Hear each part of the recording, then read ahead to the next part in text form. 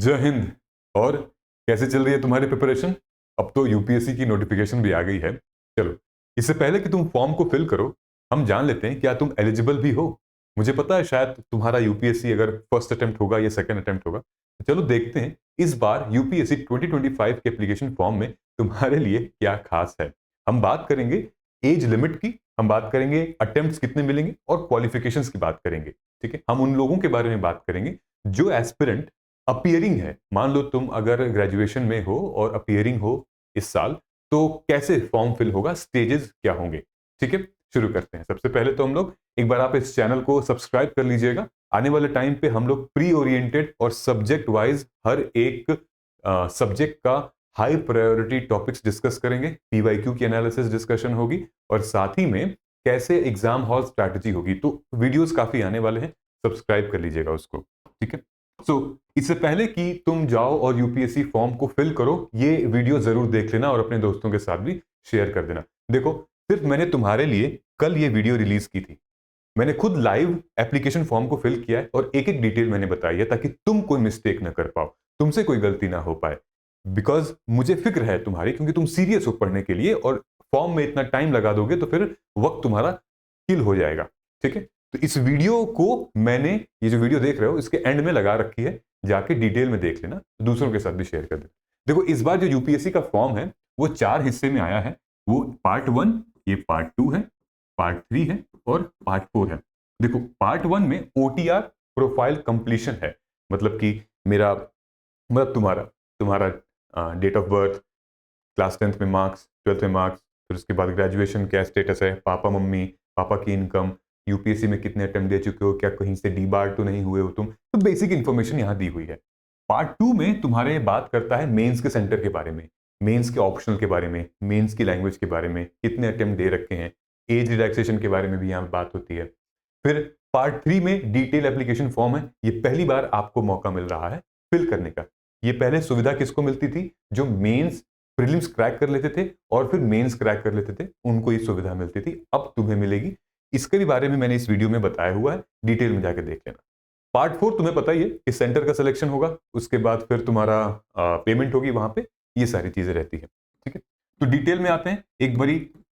सबसे पहले हम लोग पहुंचते हैं एज लिमिट के बारे में। ठीक है, एज लिमिट, अब अगर इसको तुम पढ़ोगे तो थोड़ा सा कंफ्यूजिंग लगता है, लेकिन मैं तुम्हें सिंप्लीफाई कर देता हूं। मिनिमम एज के बारे में पहले बात कर लेते हैं। ठीक है, कि 1 अगस्त 2025 को तुम 21 साल के हो जाने चाहिए। मतलब कि तुम्हारा जो डेट ऑफ बर्थ है, DOB, डेट ऑफ बर्थ तुम्हारा 1 अगस्त 2024 को हो या उससे पहले का डेट ऑफ बर्थ हो तो तुम एलिजिबल हो। आई बात समझ में? 1 अगस्त 2024 को या उससे पहले आप पैदा हुए हैं तो फिर आप यूपीएससी प्रीलिम्स एग्जामिनेशन बैठने के लिए एलिजिबल हैं। जाहिर सी बात है, अगर इसके बाद अगर आप पैदा होंगे तो ऑफ कोर्स एलिजिबल नहीं होंगे, तो आप 21 साल से कम हैं। ठीक है, अब हम लोग आते हैं मैक्सिमम लिमिट क्या होगी। देखो, 1 अगस्त 2025 को तुम 32 साल के हो जाने चाहिए। इसका मतलब क्या है? मतलब यह है कि आप 2 अगस्त 1993 यानी कि 2 अगस्त 1993 को या उसके बाद आपकी डेट ऑफ बर्थ अगर है तो फिर आपको भाई कर लेना है। तो कहने का मतलब यह है कि जितने भी बच्चे 2 अगस्त 1993 के बाद और 1 अगस्त 2024 से पहले जो पैदा हुए हैं, समझ रहे हो, उसके बीच में सारे लोग एलिजिबल हैं। जनरल कैटेगरी का मैं आपको बता रहा हूं। ठीक है, अच्छा, अब एज रिलैक्सेशंस मिलती है SC ST को, OBC को, पर्सन विद बेंचमार्क डिसेबिलिटीज और एक्स सर्विसमैन को मिलती है। ठीक है, जहां पर एज रिलैक्सेशन की बात आ रही है SC ST की, तो 37 ईयर्स के एज तक इनको एग्जामिनेशन देने अलाउड है। मतलब कि ये 2 अगस्त 1998 को या उसके बाद अगर पैदा होंगे तो ये एलिजिबल है। ठीक है, बॉर्न ऑन और आफ्टर 2 अगस्त 1988, ठीक है, ये एलिजिबल है। ओबीसी के लिए सेम, 2 अगस्त 1990, 2 अगस्त 1990 के और उसके बाद पैदा होंगे तो एलिजिबल हैं यूपीएससी के लिए। पीडब्ल्यूबीडी के लिए है 2 अगस्त 1983, बॉर्न ऑन या आफ्टर 2 अगस्त 1983। ठीक है, ये वीडियो तुम शेयर भी कर सकते हो किसी को जो तुम्हारे मतलब ये एज रिलैक्सेशन वाले फ्रेंड हैं। एक्स सर्विसमैन 37 ईयर्स, मतलब इनका क्या है कि लगभग ये हो जाने चाहिए इस कैटेगरी के 37 ईयर्स एज ऑफ 1 इतना for further relaxation apply OBC SC candidate. ठीक है, तो ये पूरा प्रोसीजर है हमारा। इससे पहले कि दोस्तों हम लोग अटेम्प्ट्स और क्वालिफिकेशन में जाएंगे, मैं आपको UPSC prelims test series integrated programme से इंट्रोड्यूस करा रहा हूं। मुझे पता है तुम्हारा ये फर्स्ट अटेम्प्ट होगा, ये सेकेंड अटेम्प्ट होगा, तो इसको सीरियसली इस एग्जामिनेशन के लिए तैयारी करना। नॉन सीरियस कैंडिडेट्स से मैं बात करता नहीं और सीरियस कैंडिडेट्स को मतलब उनका साथ मैं छोड़ता नहीं। दो हिस्सों में ये डिवाइडेड है।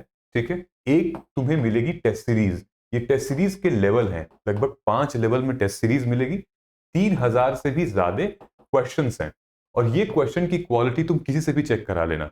ये क्वेश्चन की क्वालिटी 10 साल के यूपीएससी प्रीलिम्स के बिल्कुल इंस्पायर्ड होगी, आसपास होगी, बिल्कुल अफलातूनी नहीं होगा। ठीक है, क्योंकि हमने ऑलरेडी सिविल्स डेली आईएएस में, अड्डा 24/7 आईएएस, स्टडी आईक्यू आईएएस में ऑलरेडी कर चुके हैं, हम लोगों ने पढ़ा रहे हैं इतने टाइम से, हमें पता है किस तरीके के क्वेश्चंस जो हैं वो आप इजीली कर सकते हो। ठीक है, सो लेवल 1 एनसीईआरटी है, लेवल 2 पीवाईक्यू इंस्पायर्ड है, लेवल 3 टॉपिक वाइज क्वेश्चंस हैं, लाइक हर टॉपिक के कई सारे क्वेश्चंस हैं, जिससे आपकी जो स्ट्रेंथ है किस सब्जेक्ट में क्या है उससे पता चलेगी। दूसरी चीज, इसका सेकेंड हाफ है गाइडेंस प्रोग्राम, जो कि इस वक्त तुमको सबसे ज्यादा जरूरत है किस चीज की, किसी के साथ की। गाइडेंस प्रोग्राम तुम्हारा 5 सेशन मेरे साथ 1 to 1 होगा। ठीक है, कि क्या स्ट्रैटेजी होगी, किस तरीके से मेरा इतना कुछ बाकी है, कैसे कवर होगा। ग्रुप डिस्कशन होगा, अब ये टेस्ट होगा तो ग्रुप भी होगा। Peer learning is very very important, बहुत जरूरी है। दूसरे क्या देख रहे हैं, कर रहे हैं, वो कैसे वो सवाल को अटेम्प्ट किए हैं, मेरी कहाँ मिस्टेक रह गई है, तो ये बहुत इंपॉर्टेंट है, यहां से सीख सकते हैं। सब्जेक्ट वाइज स्ट्रैटेजी डिस्कस करेंगे हम लोग।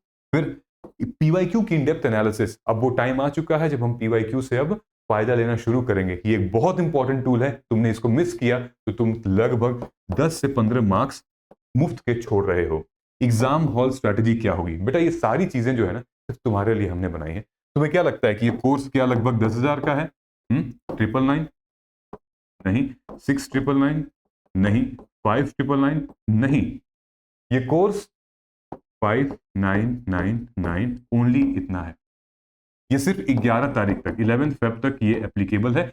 आओ और एनरोल करो और नंबर दिया है उसमें चले जाओ और डिटेल तुम्हें सारी मिल जाएंगी। ठीक है, अब हम लोग आते हैं यहाँ पे number of attempt. Number of attempt easy है, कोई चेंज नहीं हुआ, ये वही सही है। मतलब कि लगभग जनरल कैटेगरी के लिए ऑलरेडी यहाँ पे 6 अटेम्प्ट हैं, ओबीसी के लिए 9 है, एससी एसटी 37 ईयर तक अनलिमिटेड दे सकते हैं, वहीं ये इन लोगों के लिए 9 अटेम्प्ट है पीडब्ल्यूबीडी के लिए। ठीक है, इसमें there is no such update. Update आया है इसमें मिनिमम एजुकेशन क्वालिफिकेशन। देखो यूपीएससी सिविल सर्विसेज, मतलब ये जो प्रीलिम्स है वो आईएफएस का भी एग्जाम होता है इससे और सीएससी का भी होता है, सिविल सर्विसेज एग्जामिनेशन होता है। ठीक है, इसके लिए नॉर्मल ग्रेजुएशन रिक्वायर्ड है, कोई स्पेसिफिकेशन नहीं है, लेकिन फॉरेस्ट सर्विसेज के लिए तुम्हें स्पेसिफिक ग्रेजुएशन रिक्वायर्ड होगी। मतलब कि तुम तभी अप्लाई कर पाओगे जब तुम्हारे टेक्निकल सब्जेक्ट में ग्रेजुएशन होगा, जूलॉजी, बॉटनी, केमिस्ट्री, कोई मैथ्स में हो गया या फिर इंजीनियरिंग हो गई। ठीक है, इन सारे सब्जेक्ट्स में तुम अगर ग्रेजुएशन किए हो तो तुम आईएफएस का भी फॉर्म यानी कि फॉरेस्ट सर्विसेज का भी फॉर्म इस फॉर्म में फिल कर सकते हो। ठीक है, अगर तुम्हारी कोई ऐसी ग्रेजुएशन नहीं है, तुम्हारा like just biology, just like humanities के सब्जेक्ट हैं, तो फिर सिर्फ तुम सिविल सर्विसेज के एग्जामिनेशन के लिए अप्लाई कर सकते हो। ठीक है, अब इसमें एक और आता है फंडा।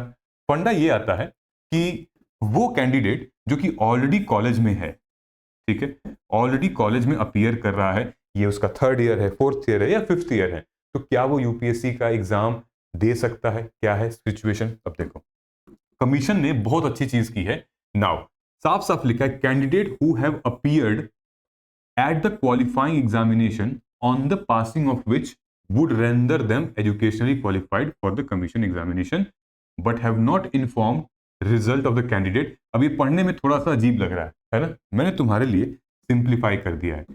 सिंप्लीफाई में क्या किया मैंने, साफ साफ है, फाइनल ईयर स्टूडेंट जो कि अपने रिजल्ट का यानी कि अपना जो उनका सर्टिफिकेट होता है वो अगर पेंडिंग है, ठीक है, अगर फाइनल एग्जाम भी जल्द ही होने वाला है, तो भी तुम अप्लाई कर सकते हो सिविल सर्विसेज एग्जाम में 2025 वाले में बिल्कुल अप्लाई कर सकते हो। अभी कैसे होगा बताऊंगा, ठीक है। अगर तुम इंटरव्यू क्वालिफाई कर दिए हो यानी कि लगभग 1 साल बाद, तो फिर तुम्हें प्रूफ दिखाना होगा। इससे पहले तुम्हें प्रूफ नहीं दिखाना है, यानी कि प्रीलिम्स में तुम्हें प्रूफ नहीं दिखाना है, मेंस भी में तुम्हें प्रूफ नहीं दिखाना है। तुम लिख सकते हो बैठ के, तुम्हें इंटरव्यू के टाइम पर उसके बाद प्रूफ दिखाना है। तब तक तो दिखा ही सकते हो तुम। प्रूफ में तुम्हें क्या दिखाओगे? डिग्री सर्टिफिकेट दिखाओगे, फाइनल मार्कशीट दिखाओगे, या फिर प्रोविजनल सर्टिफिकेट भी दिखा सकते हो यूनिवर्सिटी द्वारा, ठीक है। Proof must be submitted with in the deadline mention in rule 3 UPSC.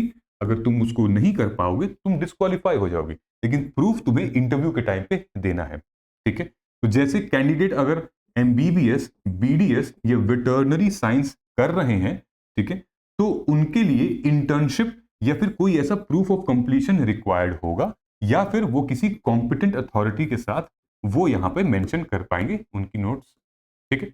अब देखो यहां पर 2 ऑप्शन दिए हुए हैं। जब तुम ये पार्ट 1 फिल करोगे ना, PART पार्ट 1 जब फिल करोगे तो यहां पे 2 इंफॉर्मेशन आएंगी।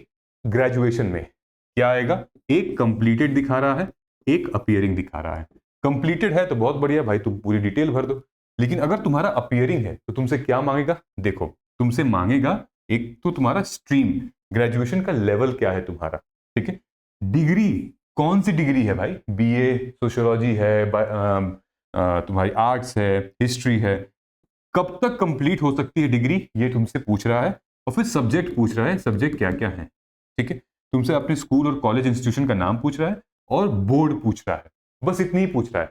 ना मार्क्स, ना सेमेस्टर के, ना कुछ भी नहीं पूछ रहा है, ठीक है। तो इस तरीके की सिचुएशन बनाई गई है, और यही सबसे बड़ी अपडेट भी है for college and graduation students right now, ठीक है। उम्मीद करता हूं चीजें आपको थोड़ी समझ में आई होंगी। मिलते हैं हम लोग अपने अगले वीडियो में, तब तक आप कमेंट करके बताइएगा इनकेस अगर कोई भी आपके पास डाउट होगा तो। Thank you so much. जय हिंद, जय भारत।